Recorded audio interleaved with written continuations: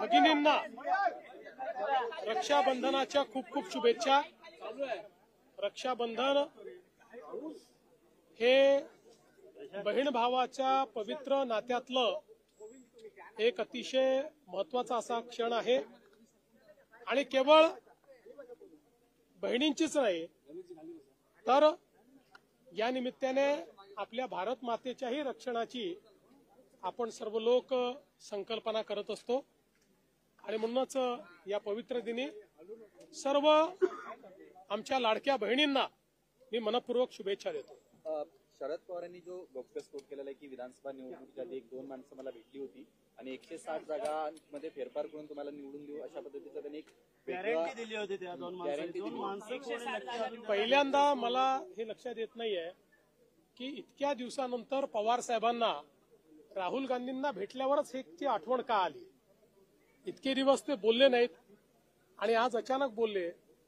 राहुल गांधी ज्याप्रमाणे सलीम जावेदच्या कहाण्या तयार करून त्यांच्या स्क्रिप्टवर त्या ठिकाणी रोज नवीन कपोलकल्पित कहाण्या सांगतायत तशा प्रकारची अवस्था पवार साहेबांची तर झाली नाही ना। कारण पवार साहेब अनेक वर्ष राहुल गांधी जरी ईव्हीएम बद्दल बोलत होते तरी देखील कधी बोलत नव्हते। किंबहुना पवार साहेबांनी स्पष्टपणे अनेक वेळा भूमिका घेतली की ईव्हीएमला दोष देणं हे अयोग्य आहे आणि आता अचानक मला असं वाटतं की अशा प्रकारे जे काही पवार साहेब बोलले आहेत राहुल गांधींच्या भेटीचा परिणाम दिसतोय। स्थानिक स्वराज्य संस्थांच्या निवडणुका डोळ्यासमोर ठेवून एक प्रकारचा संभ्रम निर्माण केला जातोय। कितीही संभ्रम निर्माण झाला तरीही भारता एवढ्या फ्री अँड फेअर निवडणुका कुठे होत नाहीत हे सर्वांना माहिती आहे आणि या संदर्भात सगळ्यात महत्वाचं सर्व मंडळी जनतेत बोलते हे सगळे बोलतायत पण इलेक्शन कमिशननी बोलवल्यावर हे कोणी जात नाही। इलेक्शन कमिशन समोर शपथपत्र द्यायला तयार नाहीत।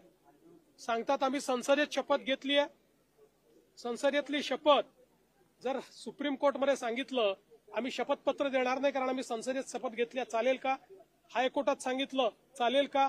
तसंच क्वासाय ज्युडिशियल मॅटरमध्ये जर त्या ठिकाणी तुम्हाला शपथपत्र मागितलं जात आहे तर तुम्ही शपथपत्र का देत नाही? कारण तुम्हाला माहिती आहे तुम्ही खोटं बोलतात आणि तुमचं खोटं पकडलं गेलं आणि ते शपथपत्रावर दिलं तर उद्या तुमच्यावर त्या ठिकाणी फौजदारी कारवाई होऊ शकते आणि म्हणून रोज खोटं बोलायचं आणि पळून जायचं असे पळपुटे लोक आहेत।